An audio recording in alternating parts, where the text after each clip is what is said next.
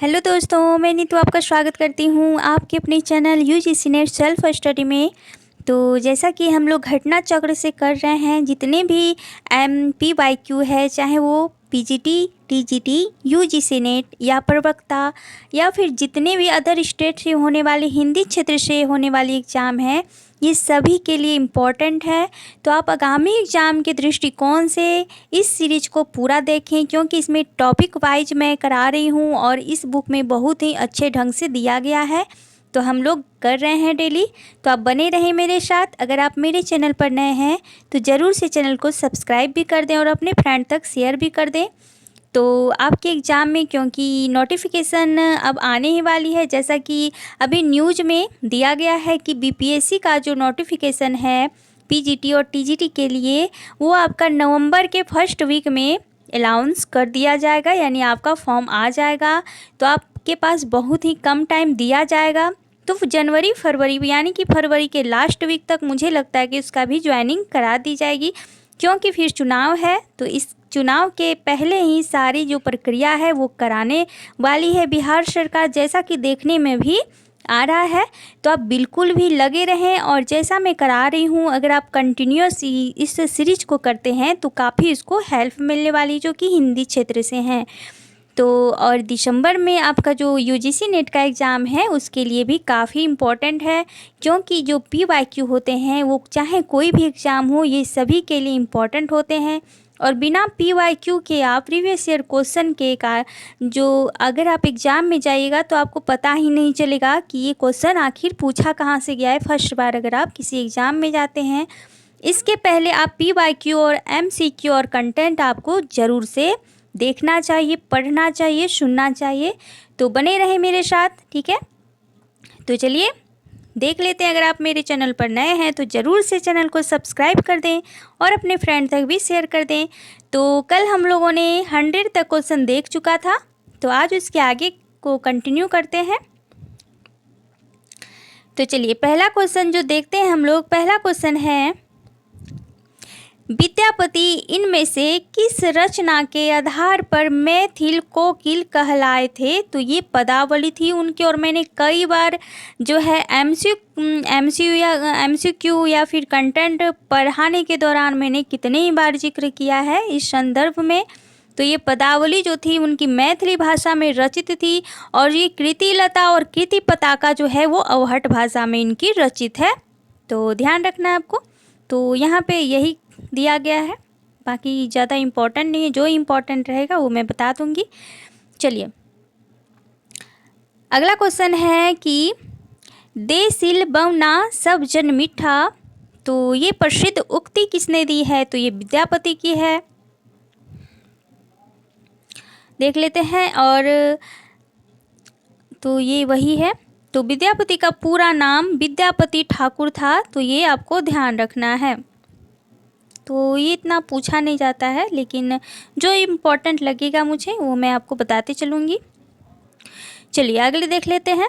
इनमें से कौन सा कवि अभिनव जयदेव की उपाधि से विभूषित है। तो विद्यापति को ही अभिनव जयदेव भी कहा जाता है, ठीक है। देख लेते हैं यहाँ पे, विद्यापति ने ओइनवार राजवंश के विभिन्न आश्रयदाताओं के संरक्षण में गीत लिखे। इनके गीतों के भाव वैशिष्ट एवं माधुर्य गुण से प्रभावित होकर ओइनवार कुल शिरोमणि महाराजा शिव सिंह ने विद्यापति को अभिनव जयदेव की उपाधि से विभूषित किया था। तो महाराजा शिव सिंह ने इनको अभिनव जयदेव का उपाधि दिया है। तो ये इम्पोर्टेंट है, ये आपको ध्यान में रखना है, बाकी इम्पोर्टेंट नहीं है। चलिए अगला क्वेश्चन है कि किस कवि को अभिनव जयदेव कहा गया है। तो सेम रिपीट क्वेश्चन है, तो 2013 में भी पूछा गया है और ये आपका 2005 में पूछा गया है। तो देखिए यहाँ पे TGT में भी और यहाँ पे भी TGT में ही पूछा गया है। आगे देखते हैं, निम्नलिखित में से कौन सा नाम नाथपंथी साधकों में शामिल नहीं है। तो ये कन्हप्पा नहीं है, चूँकि ये जो है ये सिद्ध में शामिल है, और जालंधरी पाव भरथरी और चुनकर नाथ ये कौन है। तो नाथपंथी हैं।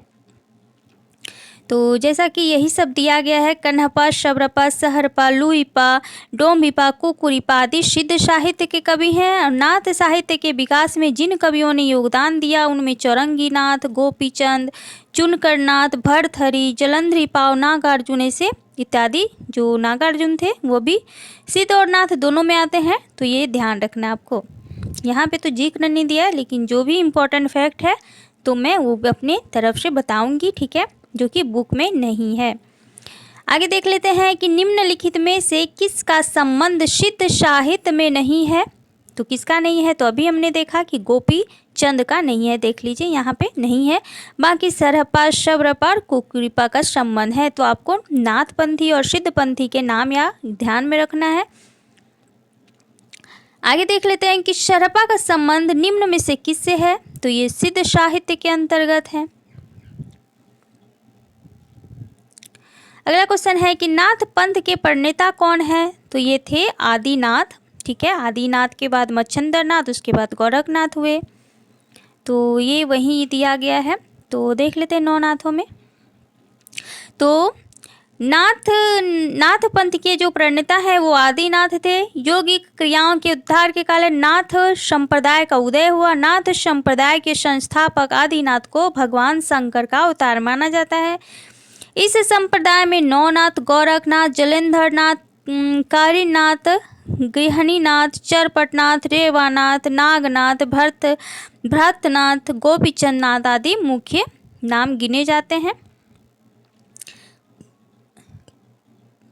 अगला क्वेश्चन है गोरखनाथ के गुरु का नाम बताएं। तो यही मच्छंदरनाथ था।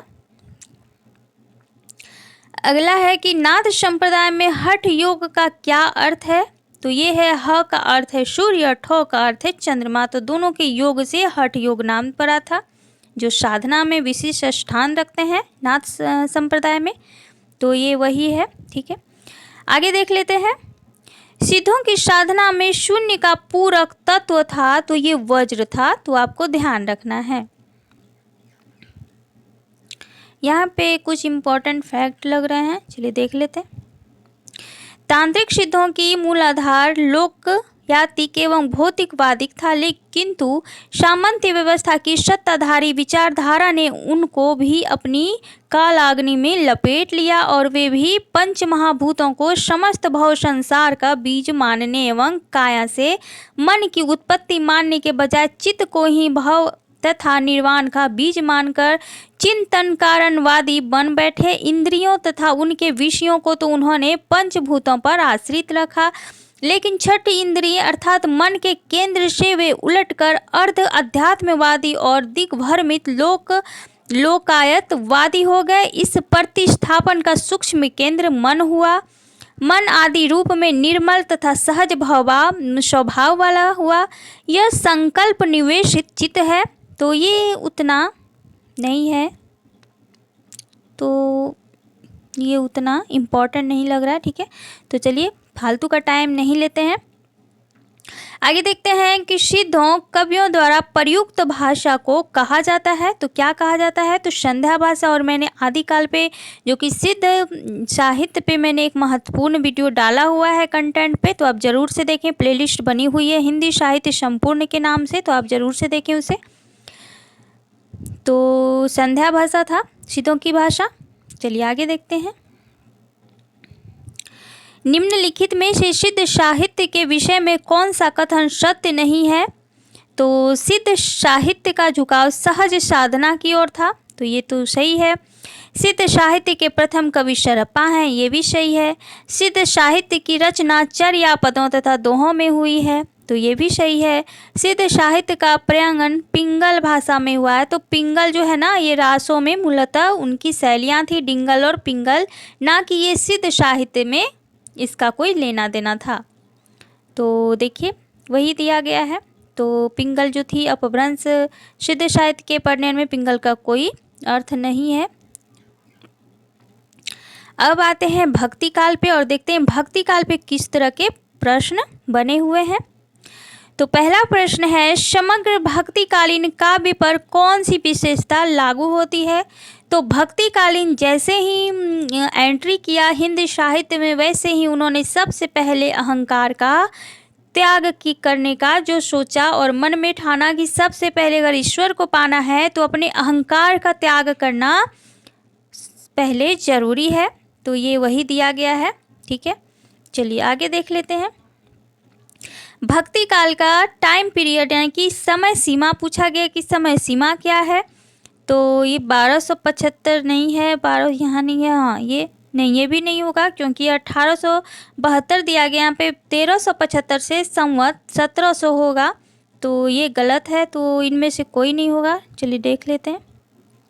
हाँ तो देखिए यहाँ पे ये टाइम पीरियड सही है। 1375 से संवत 1700 तक माना गया है। भक्ति काल को ज्ञान आश्रय शाखा, प्रेम आश्रय शाखा, कृष्ण आश्रय शाखा, राम आश्रय शाखा में विभक्त किया गया है।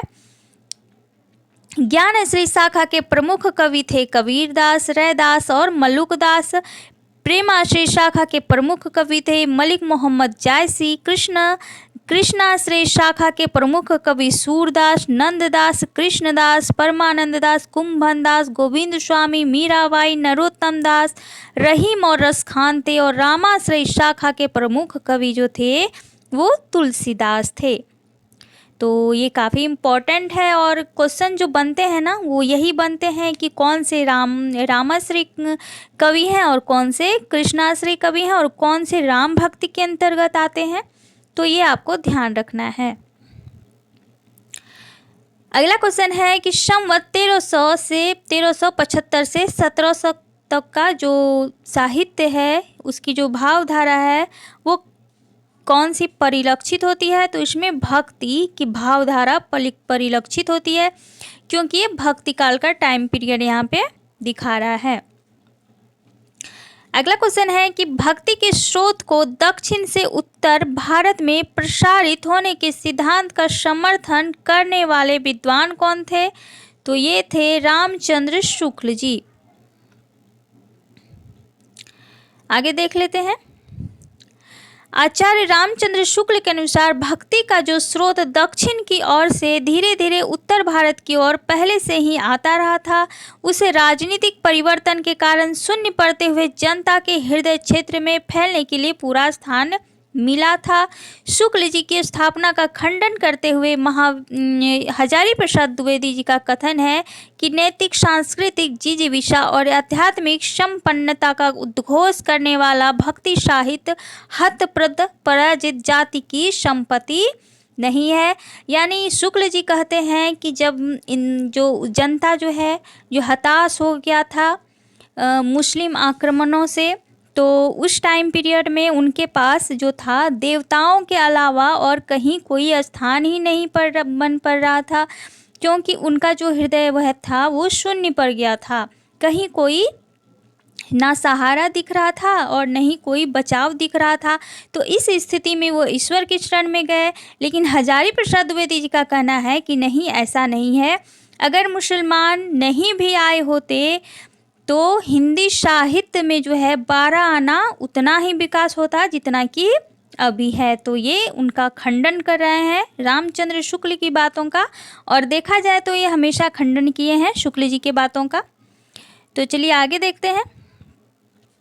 ग्रियर्सन, वेबर, कीथ विल्सन इत्यादि विदेशी विद्वानों के मत हैं कि भक्ति के उद्गम में ईसाइयों का प्रभाव है। ये क्या कहते हैं कि जो भक्ति का उद्भव हुआ है ये किसका प्रभाव है, तो ईसाइयों की देन है। आज इस मत को प्राय अमान्य सिद्ध किया जा चुका है, तो ये सही नहीं है।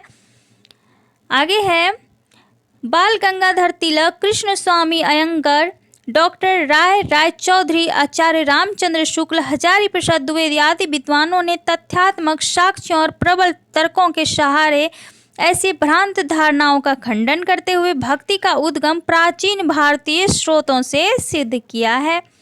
कुछ लोगों ने तत्कालीन रूप से परिस्थितिगत प्रेरणा के रूप में मुस्लिम आक्रमण और राज्य स्थापना से भक्ति आंदोलन को जोड़ा, जिसमें रामचंद्र शुक्ल प्रमुख थे। जैसा कि अभी मैंने आपको बताया कि मुस्लिम आक्रमण से हताश व्यक्ति ईश्वर के शरण में गए, जबकि हजारी प्रसाद द्विवेदी जी कहते हैं कि अगर मुस्लिम नहीं भी आए होते तो जो भक्ति काल का जो उद्भव था, विकास था, वो 12 आना वैसा ही होता जैसा कि आज है।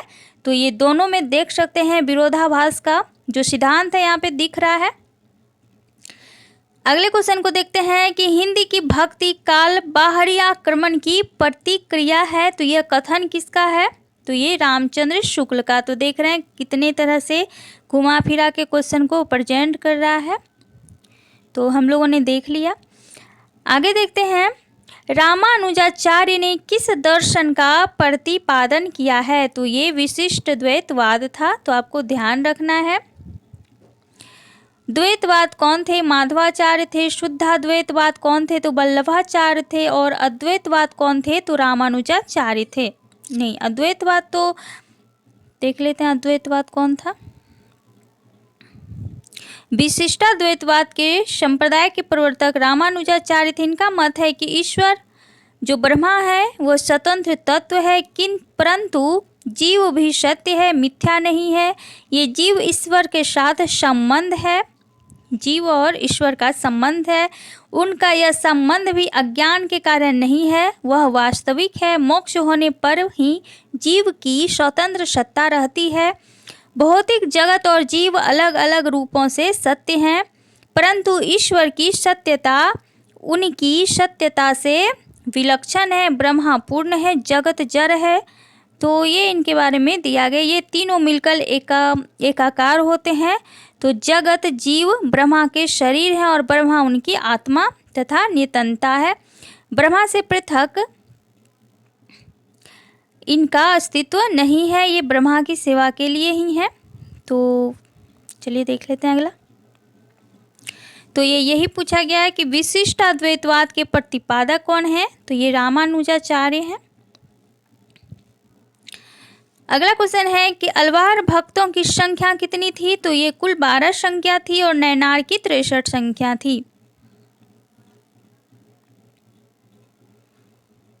तो ये उतना इम्पोर्टेंट नहीं है एग्जाम के दृष्टिकोण से। चलिए आगे देखते हैं।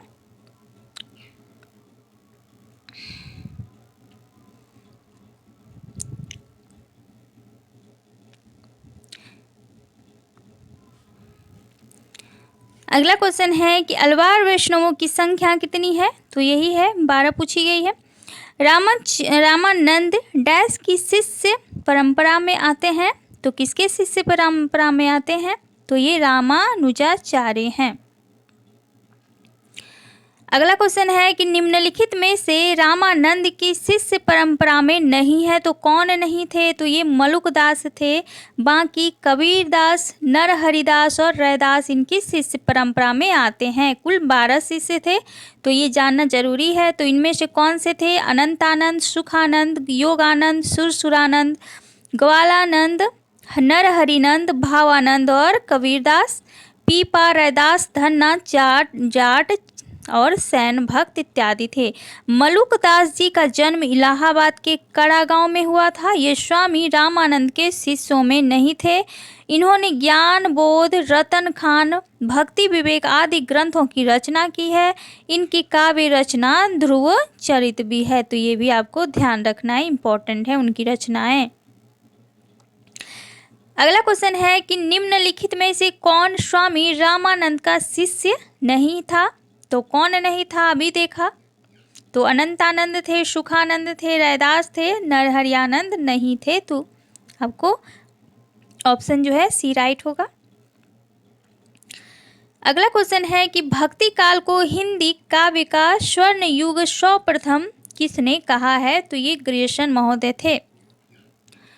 अगला क्वेश्चन है कि हिंदी के किस काल को स्वर्ण युग कहा जाता है? तो ये भक्ति काल को कहा जाता है।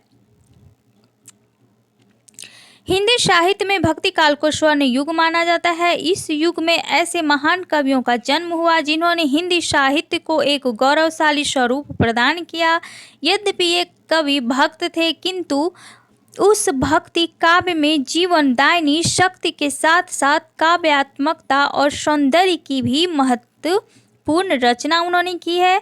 इस काल में कबीर, शूर, तुलसी, नानक, जयसी, नंददास, मीराबाई आदि अनेक महान विभूतियों का जो है प्रादुर्भाव हुआ था।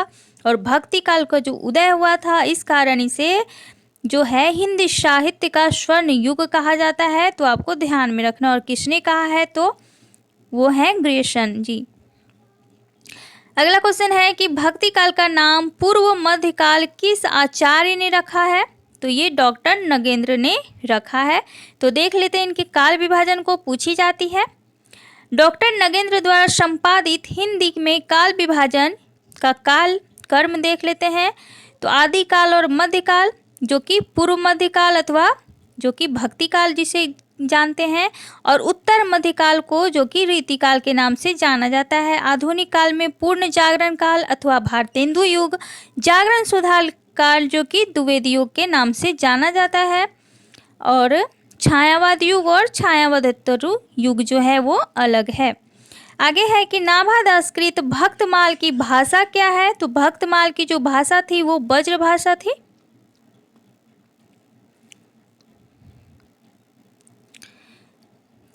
भक्तमाल संवत 1682 के 42 के बाद लिखा गया और संवत 1769 में प्रियादास जी ने इसकी टीका लिखी थी। तो ये भी आपको ध्यान रखना है कि भक्तमाल की टीका किसने लिखी है, तो प्रियादास ने लिखी है। ब्रजभाषा पर इनका अच्छा अधिकार था और पद रचना में अच्छी निपुणता थी। नाभादास ने ब्रजभाषा में अष्टयाम की रचना श्रृंगार भक्ति अथवा रसिक भावना को लेकर की है। इसमें कवि की शैली परिमार्जित, प्रांजल और भावपूर्ण है। इनके गुरु कौन थे, तो ये अग्रदास थे, जो कि राम भक्त थे, तुलसीदास के समकालीन थे। तो ये अग्रदास के बारे में कई बार पूछी जाती है कि ये राम भक्त थे या कृष्ण भक्त थे, तो आपको ध्यान रखना है कि राम भक्त थे। अगला क्वेश्चन है कि भक्तमाल के रचनाकार कौन है, तो यही नाभादास थे। अगला है कि नाभादास द्वारा लिखित अष्टयाम किस भाषा में लिखी गई है, तो अभी हमने पढ़ा ब्रज भाषा में लिखी गई है। अगला क्वेश्चन है कि अष्टयाम के रचयिता कौन है, तो नाभादास हैं। तो देख रहे हैं कितने तरह के क्वेश्चन, अगर आप एक सेंटेंस को अच्छे से पढ़ लेते हैं तो उससे कितने प्रकार के आपका क्वेश्चन बन जा रहा है। भक्तमाल के रचयिता नाभादास के गुरु कौन थे, तो अभी हमने पढ़ा अग्रदास थे। ठीक है, तो इस तरह देख रहे हैं। अब देख लेते हैं संत काव्य में। तो संत काव्य में देख लेते हैं, संत साधना का साहित्यिक रूप प्रारंभ हुआ, तो कहाँ से, तो पंढरपुर से प्रारंभ हुआ था। अधिकतर संत कवि महाराष्ट्र से हुए हैं। संत साधना का साहित्यिक रूप भी महाराष्ट्र से, जो कि महाराष्ट्र के पंढरपुर से प्रारंभ माना जाता है। तो आपको ध्यान रखना है।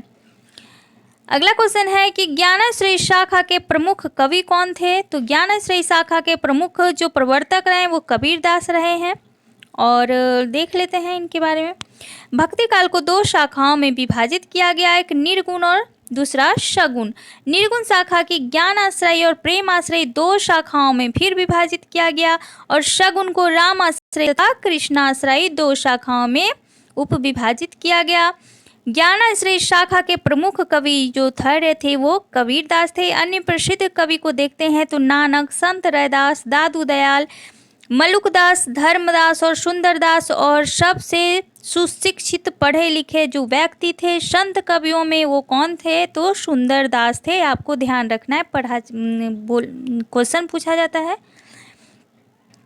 अगले को देखते हैं कि इनमें से ज्ञानाश्रय शाखा के कवि नहीं है, तो कौन नहीं है, तो अभी हमने पढ़ा अग्रदास जो कि राम भक्ति शाखा के हैं। तो बाकी धर्मदास हैं, दादू दयाल हैं, और कबीर जो हैं कृष्ण जो संत कवि हैं। अगले क्वेश्चन को देखते हैं, ज्ञानाश्रय शाखा के प्रमुख संत कवि का क्या नाम है, तो ये अभी देखा हमने कि कबीर है। अगले क्वेश्चन को देखते हैं कि निम्नलिखित में से संत काव्य परंपरा के अंतर्गत ना आने वाले कवि का नाम है, तो ये नंददास थे। अब नंददास कौन थे, तो ये जो थे ये अष्टछाप के सबसे जो अग्रज थे, यानी कि सबसे छोटे जो कवि माने जाते हैं नंददास थे। ठीक है, बाकी कबीर, नानक और दादू दयाल जो हैं संत काव्य के अंतर्गत आते हैं। अगला क्वेश्चन है कि निर्गुण संत कवियों में सर्वाधिक शास्त्रीय एवं सुशिक्षित, अभी जैसा कि मैंने बताया तो कौन थे, तो ये सुंदरदास जी थे। निर्गुण संत कवियों में सर्वाधिक शास्त्रीय एवं सुशिक्षित सुंदरदास थे। कहते हैं कि अपने नाम के अनुरूप अत्यंत सुंदर थे। सुशिक्षित होने के कारण उनकी कविता कलात्मकता से युक्त और भाषा परिमार्जित हुआ करती है, तो आपको ध्यान रखना है। अगला क्वेश्चन देखते हैं हम। अगला क्वेश्चन है कि निम्नलिखित संत कवियों में से कौन संत कवि पढ़ा लिखा था? तो ये सुंदरदास थे। तो देख रहे हैं एक क्वेश्चन जो मैंने बताया उसमें 2 क्वेश्चन वैसे ही पूछे गए, बस उसको अल्टा पलटा के पूछा गया है, तो आप देख सकते हैं। इनमें से कौन सा कवि संत कवि नहीं है? तो कौन नहीं है? तो तुलसीदास हैं, बाकी कबीरदास, गुरु नानक, रैदास, ये बाकी संत कवि हैं। अगले क्वेश्चन को देखते हैं कि हड्डे वाणी एवं अंकवधू किसकी वाणी के संकलन है? तो ये दादू दयाल के संकलन थे।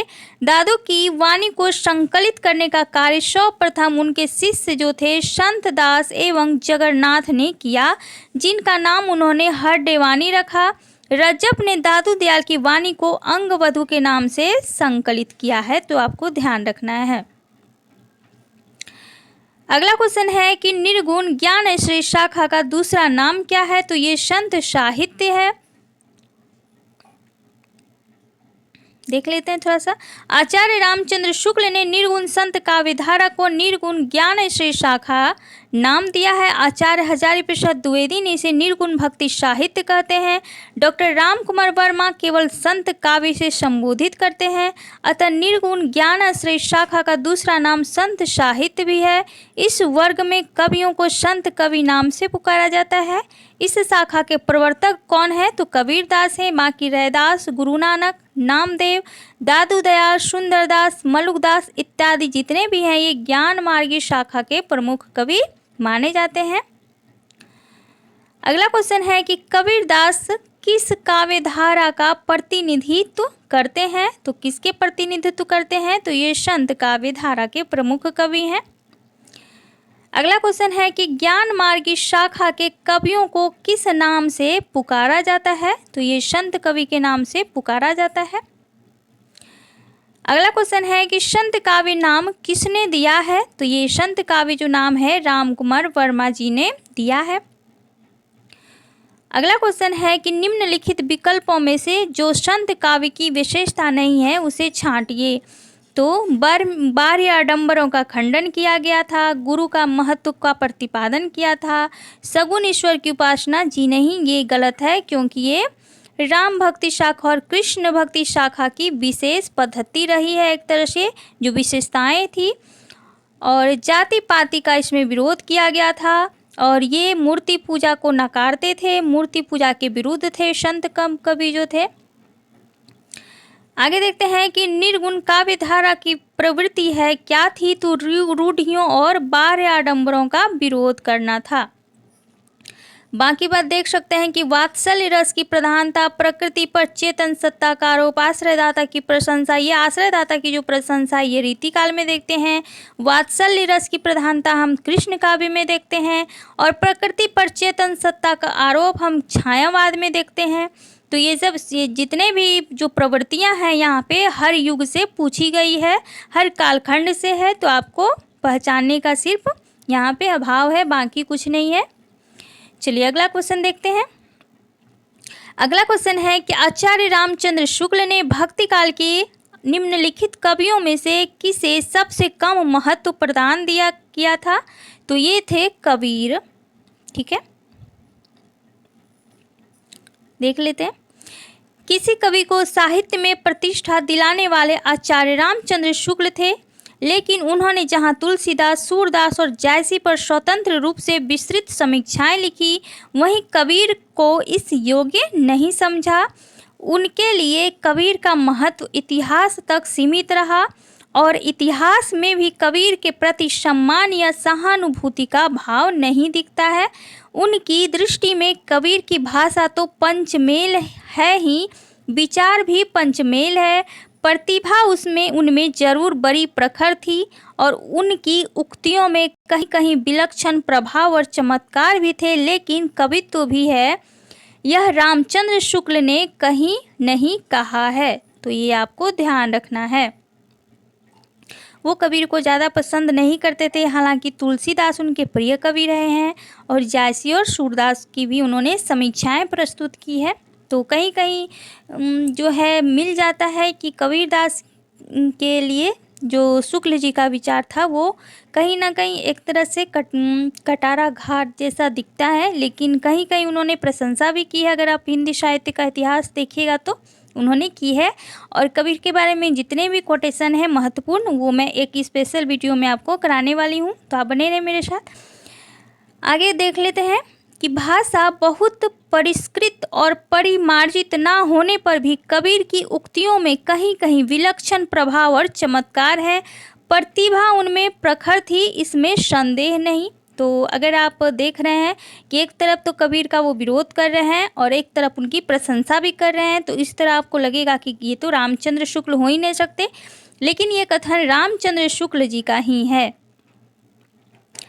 अगले क्वेश्चन को देखते हैं कि शतुकरी भाषा से क्या आशय है। तो जिनमें अनेक प्रांतीय भाषाओं बोलियों के शब्दों का मिश्रण हो।